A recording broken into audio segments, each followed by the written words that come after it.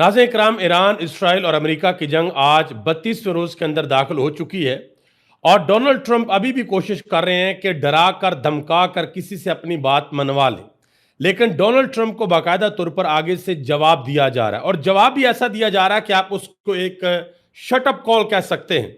Germany ने, Poland ने और बरतानिया ने एक मरतबा फिर वाज़ह तौर पर यह ऐलान किया है कि ना ये हमारी लड़ाई है और ना हम इस लड़ाई के अंदर आएंगे।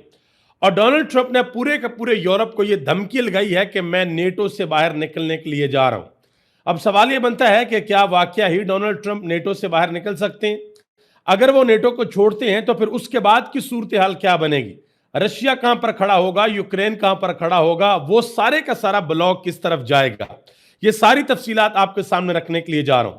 दूसरी तरफ डोनाल्ड ट्रंप ने एक दावा किया है कि जी हमारी बात हो रही है ईरान की नई रजीम के साथ।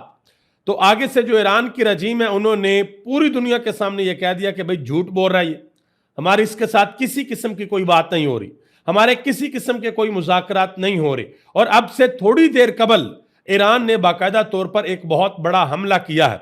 अब से चंद घंटे कबल बयान दिया गया था इसराइल की जानब से भी और अमेरिका की जानब से भी कि हमने ईरान की कमर तोड़ दी है। ईरान जो है वो अब रिटेलिएट नहीं कर सकता, रेजिस्ट नहीं कर सकता, हमले नहीं कर सकता। लेकिन ईरान ने दोबारा बहुत बड़ा हमला किया है इसराइल के ऊपर। ईरान, इसराइल और अमेरिका की जंग के हवाले से जो ताजा तरीन सूरत हाल है वो मैं आपके सामने रखने के लिए जा रहा हूं। अमेरिकी सदर डोनाल्ड ट्रंप ने एक ताजा तरीन बयान दिया है। कहते हैं कि ईरानी सदर ने सीज फायर की दरख्वास्त की है और आगे से ईरान की जो वजारत खारजा है उन्होंने वाज़ह तौर पर कहा जी ट्रंप झूठ बोल रहा है, हमने किसी किस्म की कोई दरखास्त नहीं दी कि सीज फायर किया जाए। आप अंदाजा लगा लें। जो ईरान की मिलिट्री के तर्जमान है खातमुल अंबिया के, वो कहते हैं कि डोनाल्ड ट्रंप अपने केस एप्स्टीन फाइल के अंदर होने की वजह से नेतन्याहू के हाथों ब्लैकमेल हो रहा है और उसको नहीं पता कि आगे उसके साथ क्या होने वाला है, या भी उसको नहीं अंदाजा।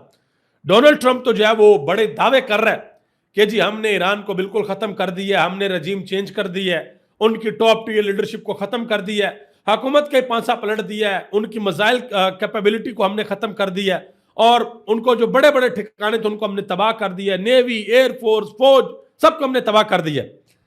इन सारे दावों के बावजूद भी आज ईरान ने बहुत बड़ा हमला किया है और उन्होंने पहले कह दिया था कि भाई अपनी नजरें जो है वो पूरी दुनिया टीवी स्क्रीनों के ऊपर रखे। और उन्होंने जो हमला किया उस हमले के बाद ये एक महीने बाद, तकरीबन 32 दिनों बाद ये हमला हुआ है और इस हमले के बाद अब परेशानी बहुत ज्यादा बढ़ गई है कि आखिर ईरान के पास अभी भी कितनी ताकत है जो मौजूद है। जो ईरान ने जेरे जमीन शहर अपने बसाए हुए उन्होंने जखीरा किया हुआ है, उनके ड्रोन्स भी वहां पर है, उनके मिसाइल्स भी वहां पर है, वो किसी भी सूरत पीछे हटने को तैयार नहीं है। अब डोनाल्ड ट्रंप जो है वो सबको कहते हैं कि आए आकर जो है मेरी इस लड़ाई को ज्वाइन करें, तो लोग इनकार कर रहे हैं। डोनाल्ड ट्रंप ने अब एक धमकी लगाई है नेटो को। उन्होंने कहा जी ये नहीं आते, ये मुझे आकर ज्वाइन नहीं करते, तो मैं ये सोच रहा हूं कि हम नेटो से बाहर निकल जाएं, यानी कि अमेरिका इस फौजी इत्तेहाद से बाहर निकल जाए। हो सकता है कि अमेरिका इस फौजी इत्तेहाद से बाहर निकले तो इस इत्तेहाद से बाहर निकलना अमेरिका की बहुत बड़ी गलती हो। उधर से यूरोप जो है वो हो सकता है सीधा जाके रशिया के साथ हैंडशेक कर ले कि ठीक है भाई हम अमेरिका के साथ खड़े नहीं होते, हम रशिया के साथ खड़े हो जाते। तो अगर ऐसा हो गया तो अमेरिका की तो फिर पक्की पक्की छुट्टी, इधर से अमेरिका की करेंसी की छुट्टी आपने हुर्मत से और उधर से अमेरिका के एलाइज की छुट्टी। तो अमेरिका की जो बदमाशी का जिन बूथ था वो तो फिर एक बड़ी सी बोतल के अंदर बंद होके प्रॉपर जब वो पैक हो जाएगा। आगे आ जाए जी। ये खबरें आ रही हैं व्हाइट हाउस से, अंदर से ये रिपोर्ट किया जा रहा है जी आपने हुर्मस को खलवाने के लिए जमीनी ऑपरेशन के लिए तैयार हैं। ये व्हाइट हाउस कह रहा है कि आपने हुर्मस को खलवाने के लिए जमीनी ऑपरेशन हम करने के लिए तैयार हैं, लेकिन इस जमीनी ऑपरेशन के जो अखराजात हैं वो हम अरबों से लेंगे। तो इस लड़ाई के अंदर अमेरिका, इसराइल और ईरान का जो नुकसान आपस में होना है, जो रगड़ा अरबों का लगा है ना, उसकी तो क्या ही बात है। अरबों को अभी भी समझ लेना चाहिए कि वो इनकार कर दें जिस तरीके से जिगरा दिखाया स्पेन ने, जर्मनी ने, पोलैंड ने, बरतानिया ने, ये सारे के सारे अमेरिका के एलाइज हैं।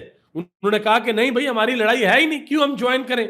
तो अरब भी तो कह सकते हैं ना अमेरिका को कि भाई हमने तो आपको रखा हुआ अपनी सरजमीन पे अपनी हिफाजत के लिए, हमने इसलिए नहीं रखा था कि आप हमारी सरजमीन से ईरान के ऊपर हमले करें, लेकिन अरब जो है वो ये समझते हैं कि उनका माई बाप सिर्फ अमेरिका है, अगर अमेरिका नहीं होगा तो हमारी कोई भी हिफाजत नहीं कर सकेगा।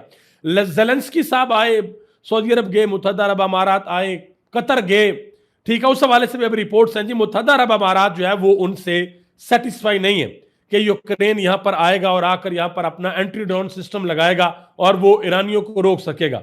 उन्होंने कहा जी वो शायद अभी इस हवाले से मुतमन नहीं है। और डोनाल्ड ट्रंप इस वक्त जो दुनिया के अंदर बयान दे रहे हैं, जो बात कर रहे हैं, वो तो बाकायदा तौर पर लतीफे भर रहे हैं। मैं एक छोटी सी मिसाल आपके सामने रखता हूं।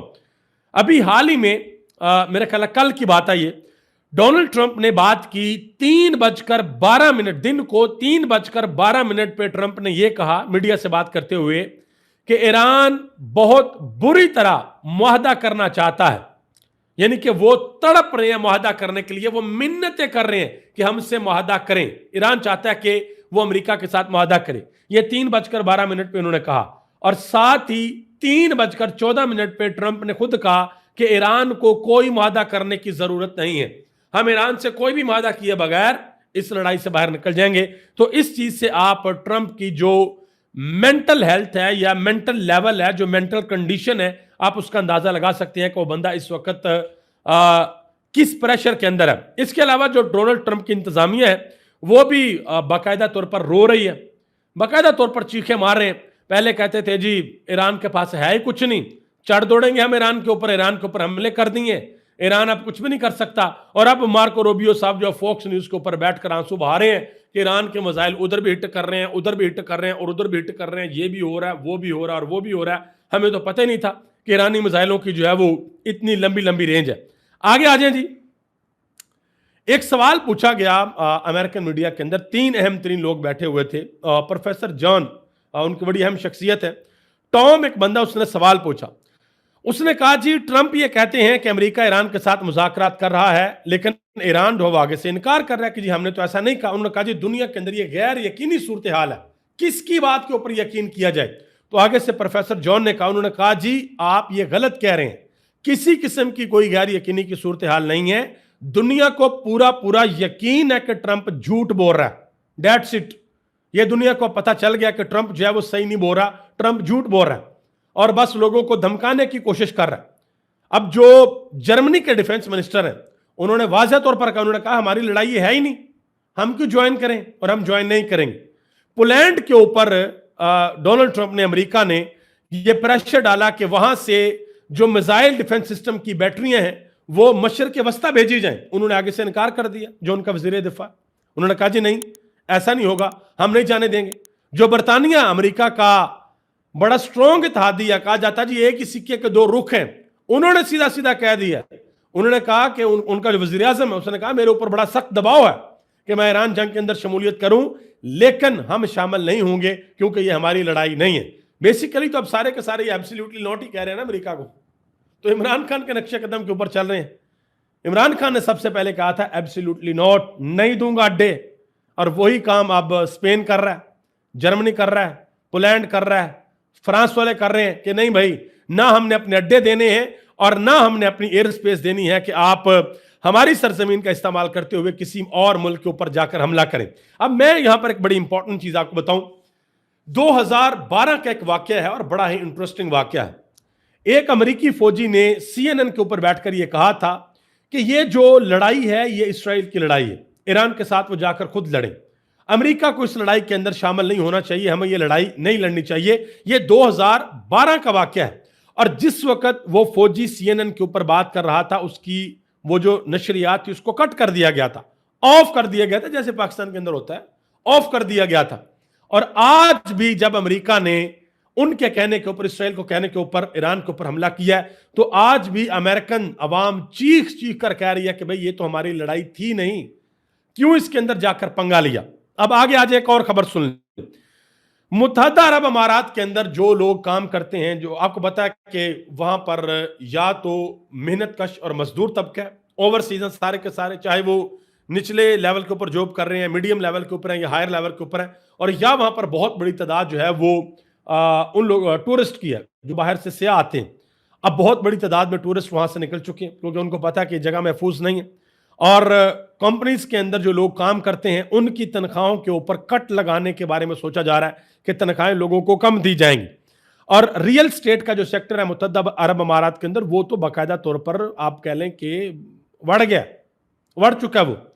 अगर आपके कोई जानने वाले रहते हैं ना दुबई में, तो आप उनसे पूछ के देखिएगा कि दुबई की रियल स्टेट मार्केट की क्या हाल है। वो आपको बताएंगे कि यहां पर इस वक्त किस